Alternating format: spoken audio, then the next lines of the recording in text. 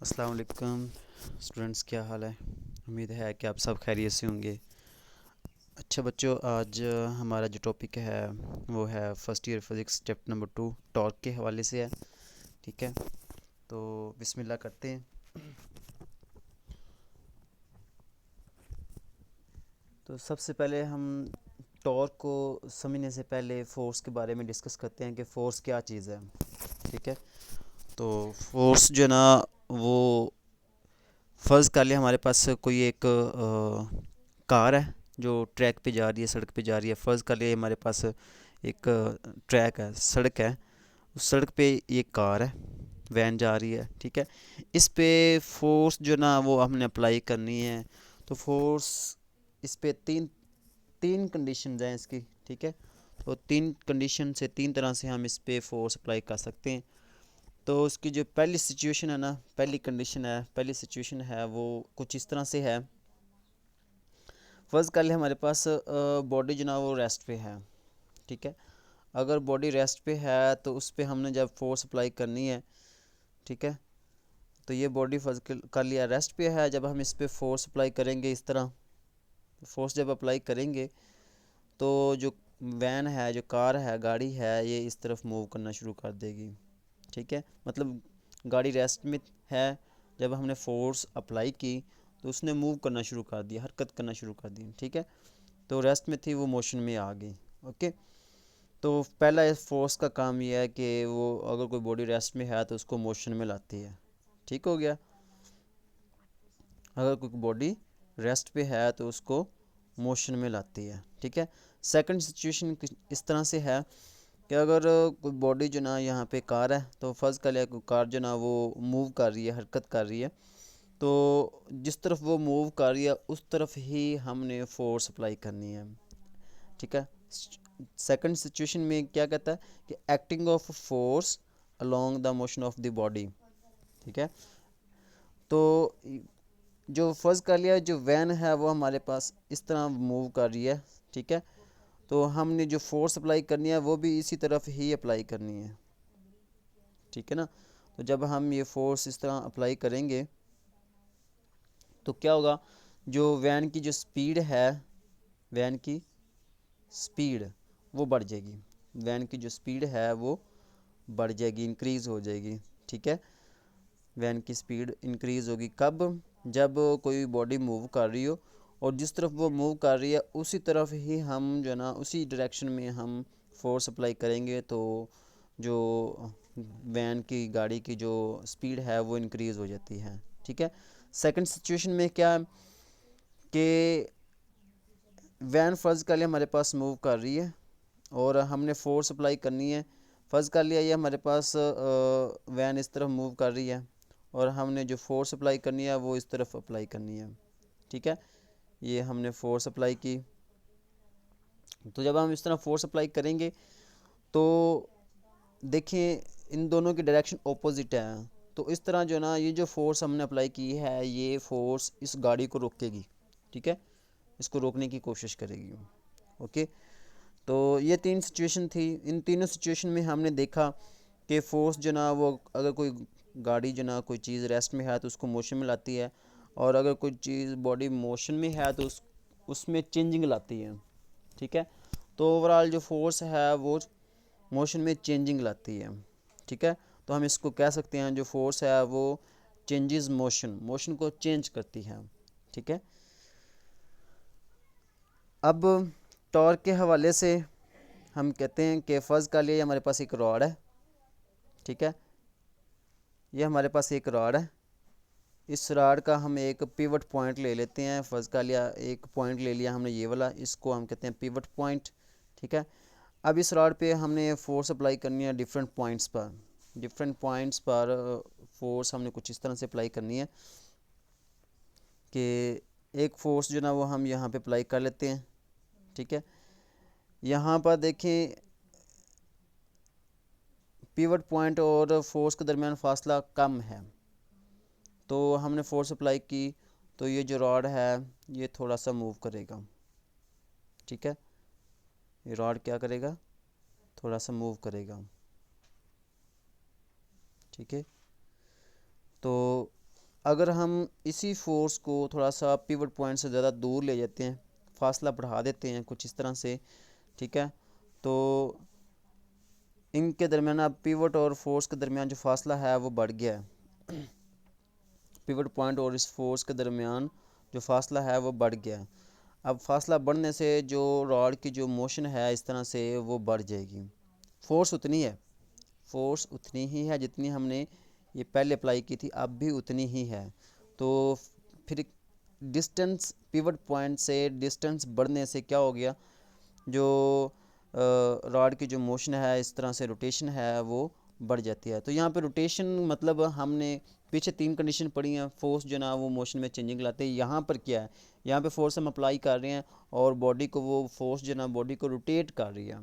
तो ये भी याद रखना है, ठीक है, कि बॉडी जो ना वो स्ट्रेट लाइन में मोशन में चेंजिंग भी लाती है और इसके अलावा बॉडी को रोटेट भी करवा सकती है, ठीक है।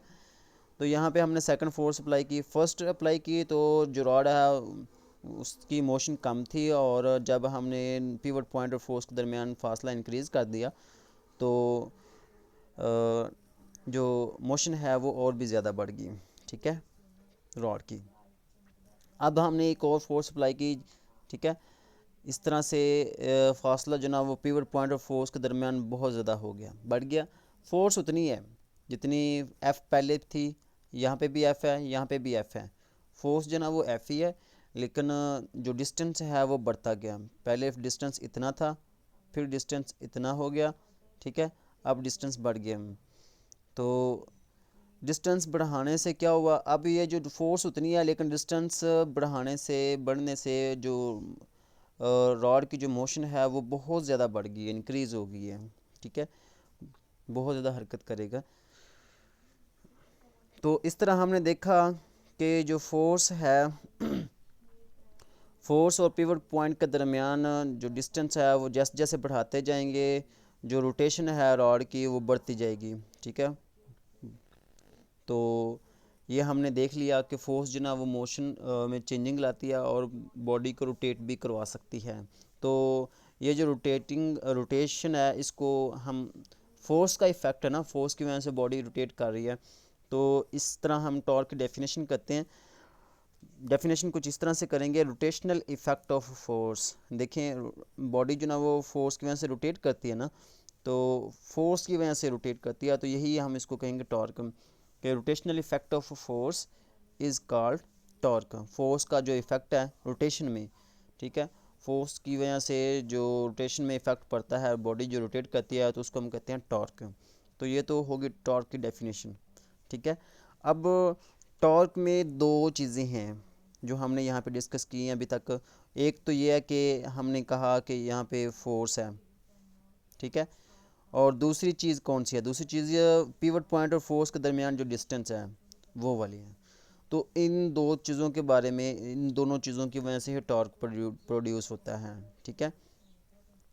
तो टॉर्क की जो डेफिनेशन है वो कुछ इस तरह से करेंगे, पहले हम लिखेंगे फोर्स। टॉर्क में दो चीज़ें मैंने बताई हैं, एक फोर्स है एफ़, मैंने लिख दिया टॉर्क इक्वल टू फोर्स, ठीक है, और जो दूसरी चीज़ है वो मोमेंट आर्म है। मोमेंट आर्म किसको कहते हैं, पिवट पॉइंट और फोर्स के दरमियान जो डिस्टेंस है उसको हम मोमेंट आर्म कहते हैं, ठीक है। पिवट पॉइंट यहाँ पे मोमेंट आर्म इतना है, और जो सेकंड फोर्स हमने अप्लाई की उसका इतना है, और जो थर्ड फोर्स अप्लाई की उसका जो मोमेंट आर्म है वो बढ़ गई, ठीक है। जिस तरह हम फोर्स को पिवट पॉइंट से दूर लेकर जा रहे थे, वैसे वैसे जो ना मोमेंट आर्म भी बढ़ता गया। तो टॉर्क में दो चीज़ें हैं, फोर्स और मोमेंट आर्म का हासिल ज़रब जो प्रोडक्ट है उसको हम टॉर्क कहते हैं, ठीक है।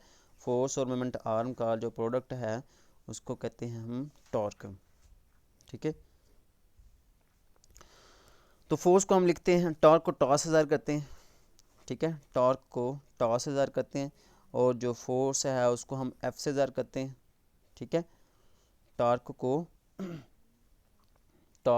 टा से, और फोर्स को एफ से, मोमेंट आर्म को एल से, ठीक है, मोमेंट आर्म को एल से ज़ाहिर करते हैं। अब हमने क्या करना है, ये जो एल है ये पहले लिख लेना है और जो एफ है वो बाद में लिख लेना है, ओके।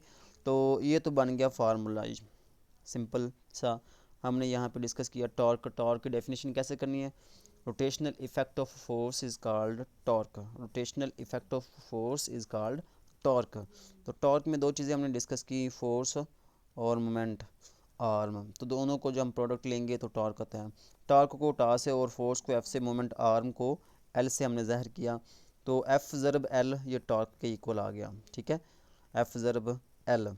तो अब हमने यूनिट बनाना है। तो यूनिट में देखें, जो फोर्स है ना, फोर्स का यूनिट होता है न्यूटन।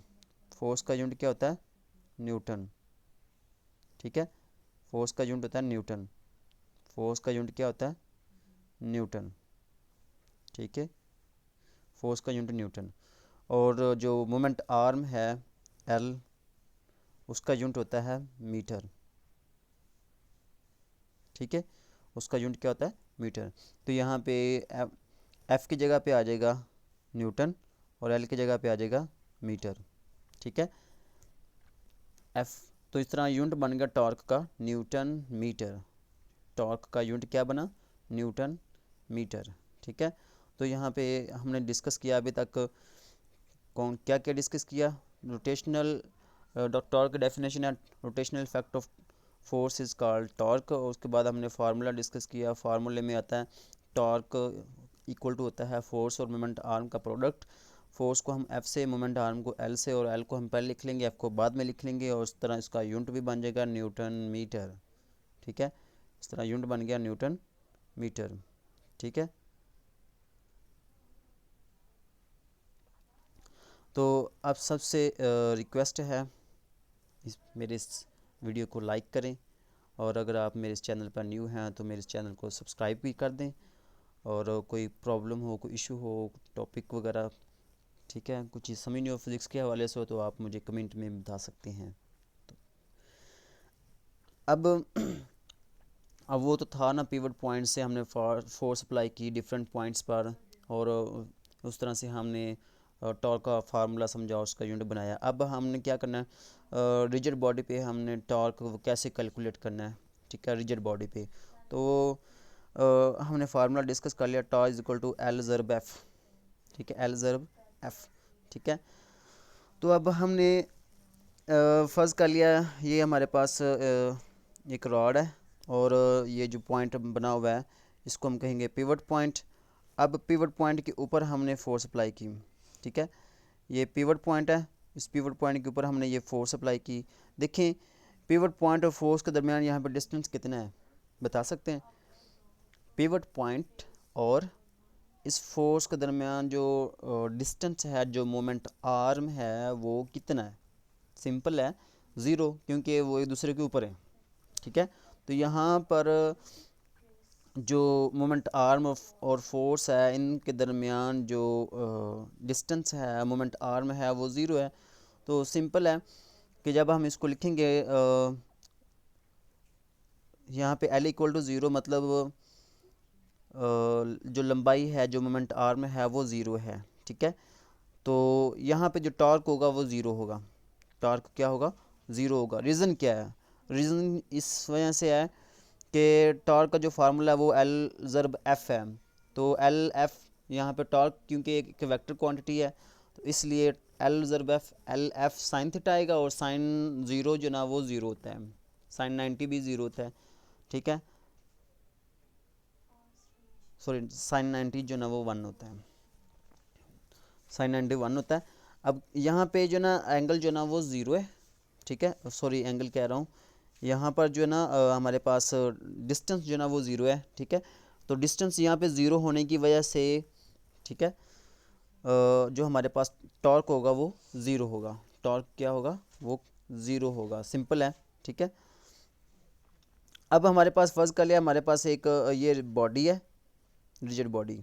इस रिजिड बॉडी का यहाँ पे हमने दो पॉइंट्स लेने हैं। ठीक है, एक पॉइंट ये वाला, इस पॉइंट को हमने कह दिया P, और एक पॉइंट हमने पिवट पॉइंट लेना है, उस पिवट पॉइंट को हम नाम दे देंगे O। इन दोनों के दरमियान जो डिस्टेंस है वो हमने O से P की तरफ शो करना है।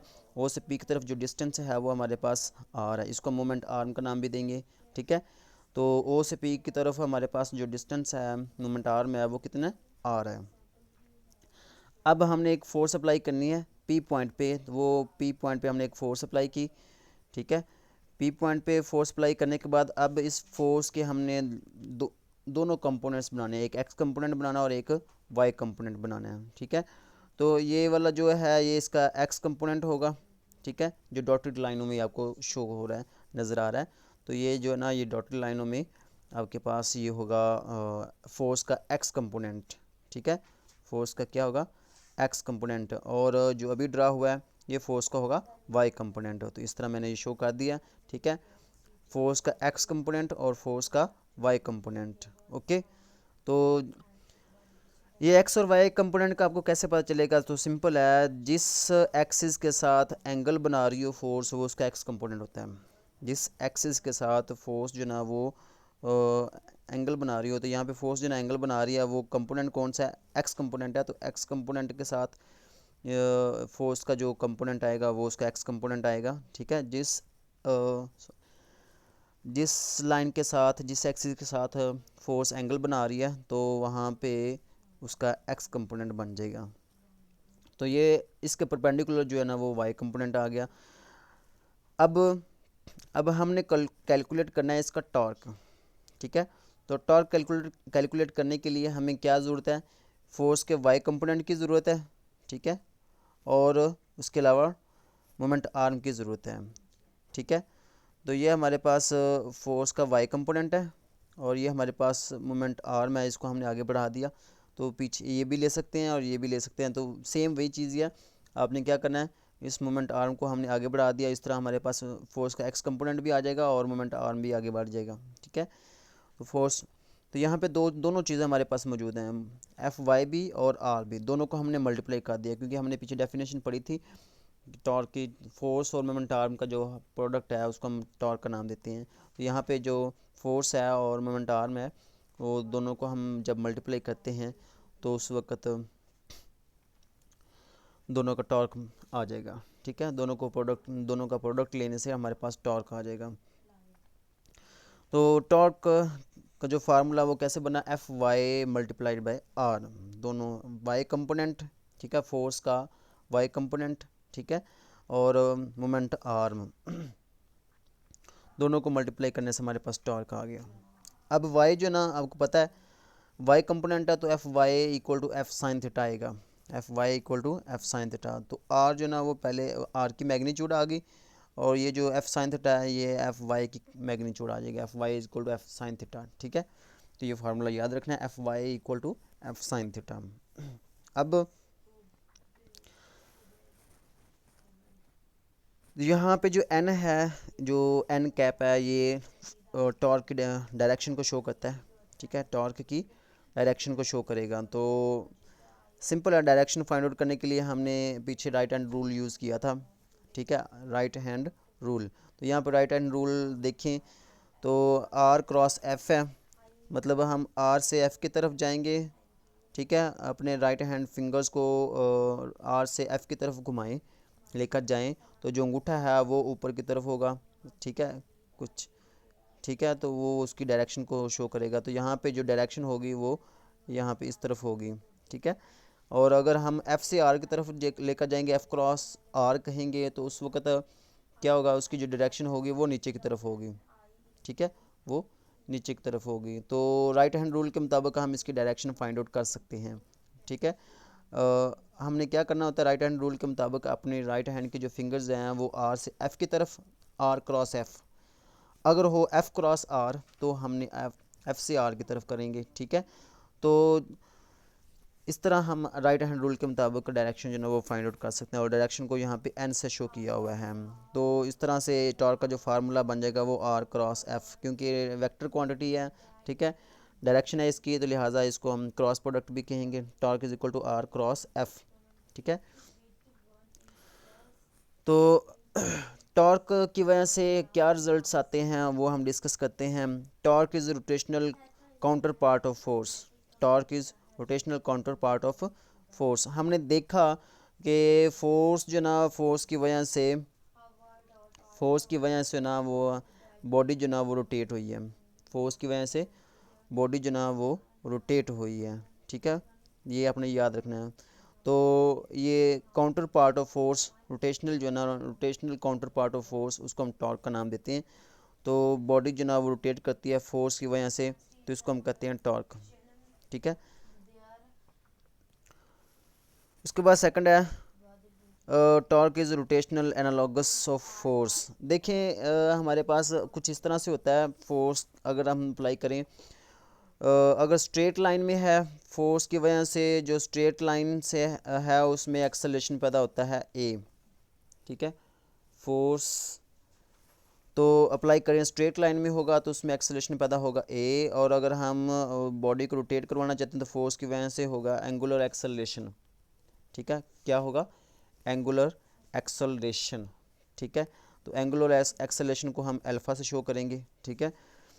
तो जो स्ट्रेट बॉडी है मूव करेगी तो उसमें एक्सेलरेशन ए प्रोड्यूस होगा, और जो बॉडी रोटेट करेगी तो उसको हम इस तरह से अल्फा से शो करेंगे, एंगुलर एक्सेलरेशन इसको हम कहेंगे। ठीक है।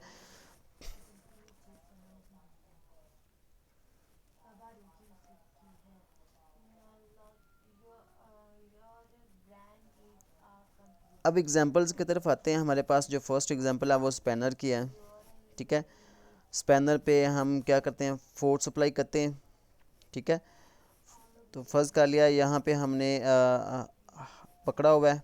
ठीक है। यहाँ पे फोर्स अप्लाई कर रहे हैं और यहाँ पे ये इसका पिवट पॉइंट है। तो पिवट पॉइंट के दरमियान और फोर्स के दरमियान जो ना हमारे पास मोमेंट आर्म भी आ जाएगा और फोर्स भी आ जाएगी। तो इस तरह हम जो टॉर्क है वो हम फाइंड आउट कर सकते हैं। ठीक है। सेकंड एग्जांपल है हमारे पास स्क्रू ड्राइवर की। ठीक है। स्क्रू ड्राइवर जो है ना वो कुछ इस तरह से होता है, आपको पता है, जो नट वगैरह खोलने के लिए इस्तेमाल करते हैं। ठीक है। नट वगैरह हम खोलते हैं। तो ये भी, इसमें भी हम क्या करते हैं? नट को घुमाते हैं। ठीक है। घुमाने के लिए इस्तेमाल करते हैं। तो हाँ, यहाँ पे भी टॉर्क जो है ना वो प्रोड्यूस होता है। और उसके बाद तीसरे नंबर पे डोर है। डोर देखिए, हमने डोर जब ओपन करते हैं या क्लोज़ करते हैं तो ये वाला जो होगा, जहाँ पे ब्लैक कलर के आपको हिंग्स नज़र आ रहे हैं। ठीक है। ये इसके पिवट पॉइंट्स हैं। ठीक है। और यहाँ पे हमने फोर्स अप्लाई किया है। फोर्स अप्लाई करने से इन दोनों के दरमियान जो डिस्टेंस होगा उसको मोमेंट आर्म कहेंगे। तो इस तरह हम इसका अभी टॉर्क जो ना वो हम फाइंड आउट कर सकते हैं, कैलकुलेट कर सकते हैं। ठीक है। लास्ट में एग्जांपल है सीसा जो, ठीक है, इस तरह से जो बच्चे खेलते हैं। तो यहाँ पर भी क्या होगा, ये वाला जो सेंटर में है ये पिवट पॉइंट है और यहाँ पे हम फोर्सेस अप्लाई कर रहे हैं। ठीक है। फोर्सेस अप्लाई कर रहे हैं। अगर तो दोनों तरफ फोर्सेस सेम हैं तो ये बैलेंस रहेगा। अगर फोर्सेस एक तरफ कम और दूसरी तरफ ज़्यादा होगी तो ये रोटेट कर जाएगा। ठीक है। उम्मीद है कि आपको इसकी समझ आ गई होगी। ठीक है।